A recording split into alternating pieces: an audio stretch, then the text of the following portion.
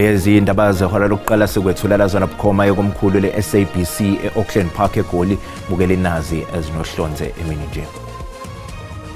He is abandoning bail. Furthermore, Your Worship, he is informing me, Your Worship, that there is a possibility of a plea. Uselaxaza isicelo sebhayili uArmindo Phakula nosolwa ke ngokuba ke uShasbam owadubula umsakazi uWarwick DJ Warstock enkabeni yedolobha iGoli ngozibandlela icala lakhe liphinde ke lahlehliselwa kulesithathu. Mkhwanazi came to him, he had the vehicles to donate, and then I said to Chief, but that is why it's going to go back to where? Who was involved? When did Mkhwanazi meet with CAT VIP services and what were the engagements? Human Resources Department.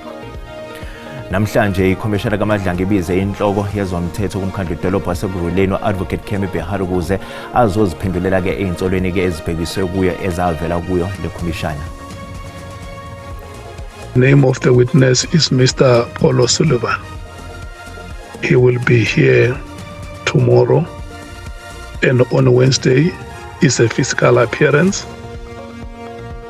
Umphenyi ozimele uPaul O'Sullivan usegcine egoba uphondo njengoba esekuqinisekisile ukuthi uzovela ngaphambi kwekomiti laseParliament eliphenya ngeSAPS kusasa ukuzokwethula ubufakazi ephelezelwa konogada. Ukuthola kube kwembukeli ngiyakwamukela ke ezindabeni zehola lokuqala ezingunqa phambili kanti futhi ke zihamba phambili la ku-SABC 1 eMzansi for sure kanjalo ke na ku-SABC Lehigh. Igama lami nginguDawood Phungula.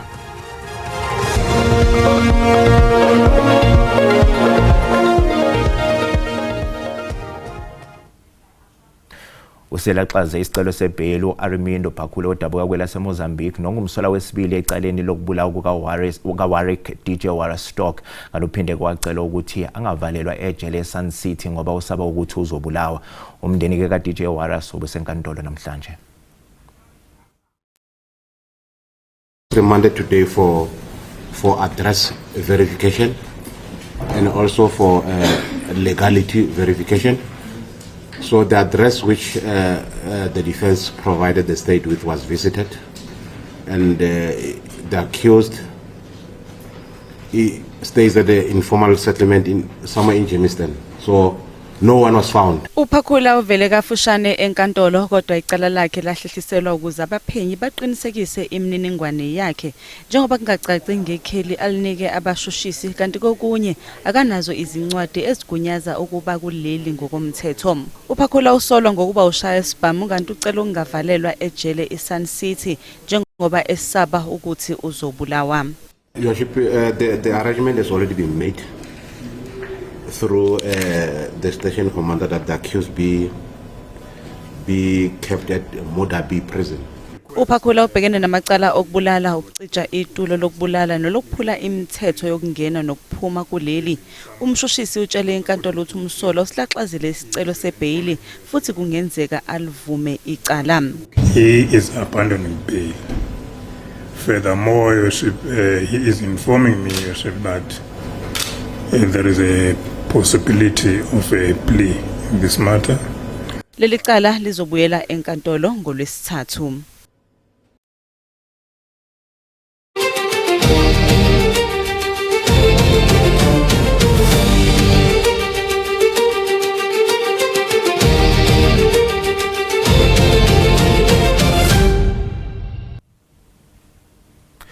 Ikhomishana kaMadlanga ibize ufakazi omusha namhlanje ogxile kakhulu odabeni lwezinsolo zomxhandelo wezombusazwe nezinsolo kezenkohlakalo eyenzeka kumkhandlu idolobha eGuruleni.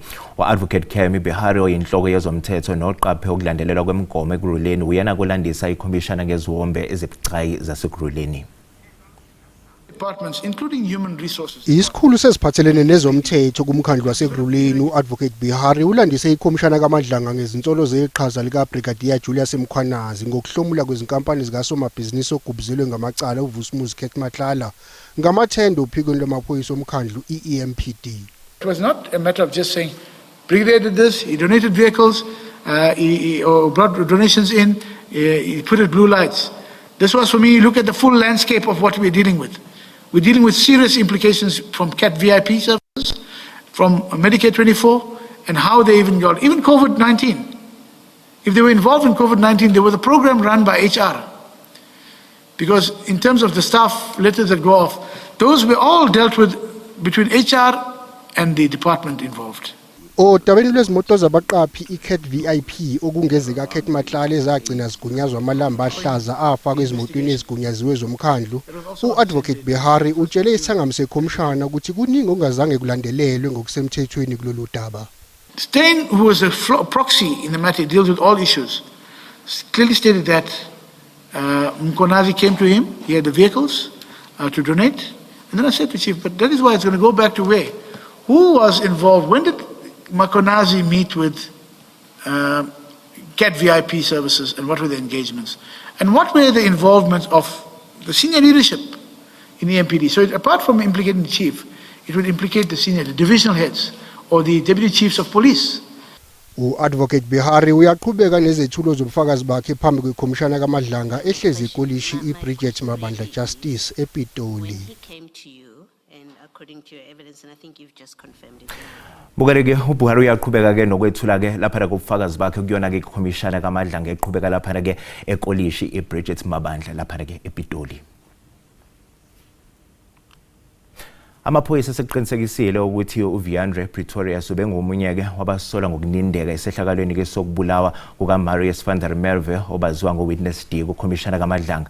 Lokhu kuvele emva kokuthi ke uPretorius ezidubule washona kwelinye ke lamagalaji opetrol eBrakpan eMpumalanga yeGoli. Myself and Viandre, at any stage we've not had a good relationship, and they are dangerous. uMarius van der Merwe owabaziwa ngowitness D wageqa amagula itshela ikhomishana yejaji uMadlanga ukuthi uPretorius wayekhona ngesikhathi kubulawa uEmmanuel Mbhense ngokumcisha umoya, kwathi ngokuhamba kwesikhathi isidumbu sakhe saphonswa kwelinye lamadamu ngoMbasa ka2022. Abakwasidlodlo baqinisekisile ukuthi uPretorius ubengomunye wabantu abahlonzwe njengabasolwa ekusocongweni kukaWitness D nyakenye. Pretorius was one of those that was identified as a person of interest together with Witness D. What is of concern and of interest is that of those 12, 8 are still alive. Viandre, we now know that Viandre committed suicide last night, but 3 others were killed assassination style. So the question is, are we dealing with a syndicate that is eliminating each other in relation to the Emmanuel Mbhense murder? So that is what our detectives are probing. Ngesonto eledlule uPretorius usinde ngokulambisa isigamekweni sokuzama ukumsoconga. We are investigating the attempted hit on Viandre Pretorius that allegedly took place outside his home on Thursday, which is a matter that he reported that there was a hit on his life.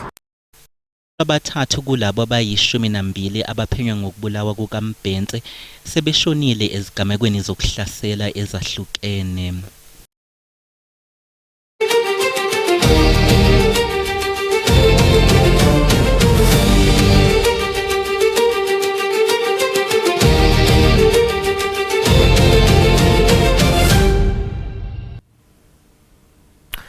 Umphenyi wezomtlulo ozimele uPaul O'Sullivan usegcine egoba uphondo njengoba ke seqinisekisile ukuthi uzovela ngaphambi kwekomiti laseParliament eliphenya ngeSAPS kusasa okuzokwethula kubufakazi bakhe mathupha ephelezelwa unogada.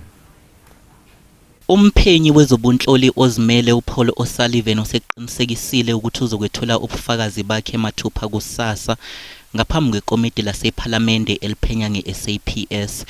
Lokhu kuza ngemuva kokuthi engazange avele ngesonto eledlule nalapho ekhale ngokuthi uthole izinsongo. Manje ke kulindeleke ukuthi avele ephelezelwa onogada. The statement of the witness has been circulated with the members, and the name of the witness is Mr. Paul O'Sullivan. He will be here tomorrow, and on Wednesday is a physical appearance. Kusenjalo kungenzeka leli komiti liphinde licele ukwelulelwa isikhathi sokusebenza. I just want to indicate to you, like I have said, honorable members, that this week we only have 2 days. And next week we have no day. And next week from the 16th is the week leading up to the 20th. So there are parliamentary activities, the State of the Nation on Thursday this week, the debate on the SONA from Monday next week, ending up with the tabling of the budget by the Minister of Finance. Akula ukuthi umnqamla juqu omusha wokusebenza kwaleli komiti ungaba mhla ziyisithupha kwezokwethwasa uma ngempela ligcina licela ukwelulelwa isikhathi. Iningi lezingane zasevalelise Boksburg alizange ke zilibhade ke esikoleni namhlanje njengoba zingabona izimoto ezithutha abafundi. Abazali bathi kazikho izimoto ke ezithutha abafundi ngenxa ke yongakhokhelwa ke ngumnyango wezemfundo esifundazweni. Kanti ke izingane ziyabalisa zithi lokhu kungumqansa kuzona. Iningi lengane evalelisa eBoksburg alikwazanga ukuthi liye esikoleni namhlanje ngenxa yokuthi ke amabhasi athutha izingane awazange aze afike ngenxa yokuthi ke awakhokheliwe. Kuthiwa ke umuntu okumele awakhokhele uhulumeni wesifundazwe iGauteng, umnyango wezemfundo la esifundazweni iGauteng. Kanti ke ngizokwethula ke izingane noma abafundi abangakwazanga ukuthi baye esikoleni ngenxa yolokhu sanibonani sinibingele sinamukele indaba enzosuku. Sicela ukubuza ukuthi njengoba ningayanga esikoleni namhlanje lokho kuna affecta kanjani njengabafundi? Njoba singaye esikoleni salemazeka singabantwana ngoba sicinde sisihamba long distance silimale egangeni. Sicela ukuthi kulunge yonke into ngoba lemazeka manje sisalile nasemuva ezikolweni asikwazi ukufunda. Lokho ukuthi singaye esikoleni akungi-affecti kahle because abantwana siyahamba sihamba iganga silimala ngoba asiye esikoleni. Mina bengicela ukuthi basibuyisele amabhasi sokwazi ukubuyela esikolweni sifunde. Labo ke abafundi ke bayachaza ukuthi ke banxusa uhulumeni ukuthi ke angenelele kulolu daba ngoba ke okubhlungu kakhulu ukuthi ke basalela emuva ezifundweni. Bayasho ke abafundi ukuthi ke lokhu kubakhahlameza kakhulu kungabi khona kwamabhasi ngoba kumele bahambe ibanga elide bebhekise amabombo ezikoleni. Abanye bashilo bathi bafike ezikoleni ngisho sebekhathele nokwenza ukuthi bangakwazi ukugxilisa imiqondo yabo ezikoleni ke. Kodwa ke sizozama ukuthi sikhulume nawo umnyango wezemfundo esifundazweni ukuze ukwazi ukusichazela ngalolu daba. Abanye bakhala ngokuthi ke ukhambi bangelide kunomthelelo ongemuhle ngoba bagcine bebanjwa inkunzi noma bangagcine benza okuphambene, bagcine bengayile ezikolweni, begcine bephenduka imkulukude yasendaweni. Igama lami nguCalvin wakwaDludla, endabeni ze-SABC ngibika ngisevalelisa ekuruleni. Mbukele sathi qwe ey'ntolo kanti uma sibuya sizophathela uDouble T. Ngoba namanje ngilapha ngokekatola angazi next ngokufaka mfowethu. Namhlanje ungene ebhokisini lofakazi umsola wesibili ubungane intanzi ecaleni lokubulawa kwalowo wabe engunozinti we-Orlando Pirates neBafana Bafana uSenzo Meyiwa.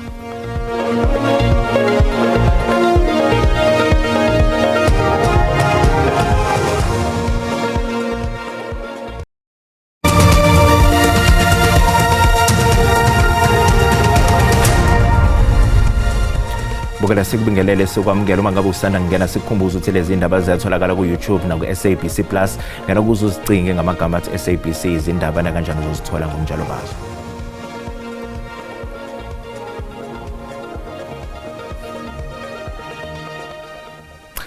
Namhlanje ungene ebhokisini lofakazi umsola wesibili ubungane intanzi ecaleni lokubulawa kukalo wabeke ngunozinti we-Orlando Pirates neBafana Bafana uSenzo Meyiwa. Umsola wesibili ubongani Ntanzi utshela inkantolo ukuthi wathola ucingo ngenombolo efihlakele kodwa wamcela ukuba afone ngenombolo ebonakalayo ukuze ezokwazi ukuthi ukhuluma nobanini. Kusenkantolo into engicacisa yiza sengasakhumbula ukuthi kwakuMay noma kwakuJune ucingo ngalithola ngifonela intombazane lengagcina isichaza ke ukuthi yuma mfundisi la engibuza ngomsebenzi ukuthi ngifuna umsebenzi. Yes, wafona ngenamba straight landline ngoba inamba yazi ngisakhuluma u01 oyi02 ngisakhumbula kahle mayene inamba eziningi.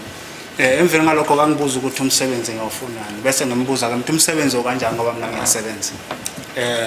Bese ke na echinja ke istory lesekade kahle kahle ngifunela icala bekasenzo. Ubesebuzwa ukuthi wathini lo wayemfonela ngecala lika Meyiwa. Yes. Kusenkantolo ukukhuluma kwakhe ngithi yena wayeqonda ukuthi mina ukuthi ngumsolo ecaleni lokubulawa kaSenzo. Ngoba mina ngangimtshenta ngazi next nasefone entanga. Ngazani nalo ndawo ongibuza ngazo nje. Ngoba namanje ngilapha phambi kwekatola ngazi next ngokufaka mfowethu. Inkantolo imbuzo ukuthi sikhona yini isigameko esenzeka kuye ngoNhlaba ngesikhathi eboshwa. Into enzeka kimi ayikho yenzeka ngomeya ngoba ngangisesemakhaya ngoba ngisakhumbula udate engibuye ngayo emakhaya kuza ngayo eGoli eRustenburg. Icala liyaqhubeka. Kushona izingane ezimbili esigodini sasemsinsi e-Eastern Cape okuney'nsolo zokuthi zidle ama-chips okungenzeka ukuthi abesedlulelwe isikhathi. Abazali abashonelwe-ke izingane bathi kuzoba nzima ukuqhubeka nempilo emva kwalesi sehlakalo.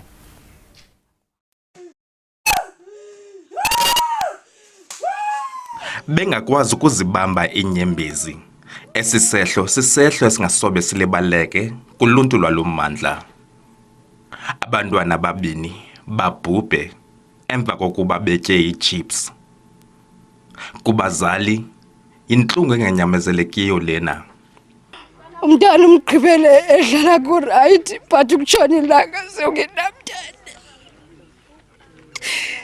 Ayinivisi kamandi because asinampendulo. Eyona nto yenzekileyo asiyazi. Ukanti isebe lezempilo ephondweni lithi uphando lwalo mayelana nesisehlo luyaqhuba. Funa kodwa nothetha noluntu wakuthi uba masibajonge bethu abantwana bethu babatya ntoni na. Sizame ukungabanika imali uba siyakwazi sibathengele ngokwethu chips nesweet xa sibathengela ukwenzela uba bangakwazi uyozithengela bona because uba ubathengele waphinda wabanika imali bazasishiya ezilapha endlini bahambe because naleyo hamba it's fun to kubo ndoba bahambe baye e-tuck shop yenye ijeni wonke umuntu kuyayazi xa ngumntwana wakwa experience loba lento yo uye shop iya excite kwa wena. So siyazama ke siyabacela abantu bakuthi bazame uba bangabanika abantwana imali but bakwazi ubathengela izinto kodwa ke sinethemba lobana siza ku-investigate more. Kusenjalo umasipala ombaxa eBuffalo City uthathe isigqibo sokuvala ivenkile ezikulommandla okwethutyana ukuze abaphandi bazokwazi ukwenza umsebenzi wabo wokufumanisa ukuba yintoni incakasana unobangela ukubhubha kwabantwana.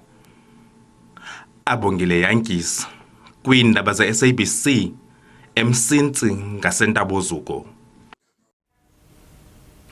Isiqhotho sicekele phansi indawo yasembizana e-Eastern Cape sabhidliza imizi saphinde salimaza nezimoto kanti iningi labantu kulesi sigodi sakwaNikhwe lifuna ukuthi uhulumeni angenelele njengoba isimo sezulu esibe siqhubeka ukudala komonakalo kulezi ndawo zasemakhaya.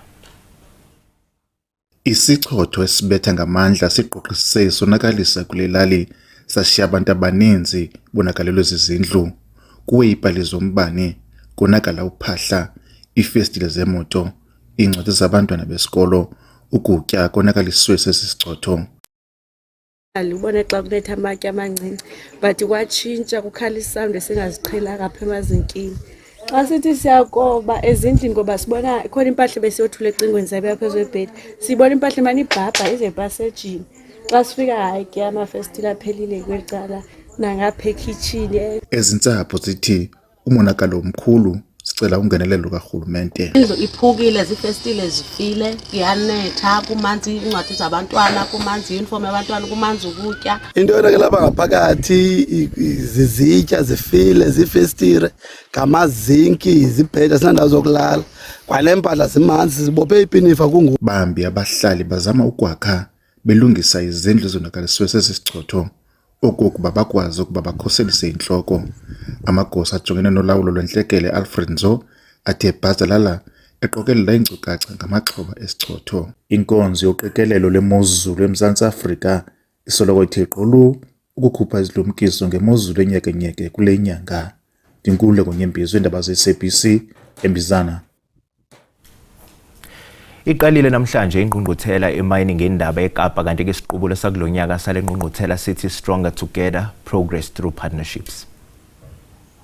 It's good that 2025 we were able to certainly continue this journey of reducing fatalities in the mining industry, but the mining industry, I mean, with all the numbers of people that go, the thousands, hundreds of thousands that go underground, that come out at the end of the day, all those in open pit, is actually a lot safer than a lot of industries. We forget that we are the industry that actually reports. Tibelo Chabano enkampani Minerals Council South Africa usho lokhu njengoba kuqhubeka ingqungquthela imining indaba eKapa. Kusenjalo ungqongqoshe wezamagugambi wayo uGwedemantashe uthe izwekazi Afrika malingacija elakulele intweni eziningi emkhakheni wemayini ingashabalala inkinga abantu abamba ngokungemthetho emayini. who are a country of major and massive mining companies, all of a sudden who are venturing into artisanal and junior mining, we can learn from the continent. And the continent must be ready to teach us. Because if we don't, that artisanal and junior mining is going to be replaced by illegal mining. uMantashe uphothule ngokubonga umkhakha wakulelwe yemayini ngokuqinisekisa ukuthi ababaningi abantu abadlula emhlabeni besemsebenzini kuwo lomkhakha. Let me conclude by commending South African mining industry for achieving the smallest and the lowest mine fatalities on record. Lo mhlangano uzophothulwa ngolwesine kulo leli sonto. Bukela umhlahlo wesimo sezulu yalandela emva kwekhefu nganyakazi. Will be on the South African president as he delivers the State of the Nation address on Thursday, the 12th of February 2020.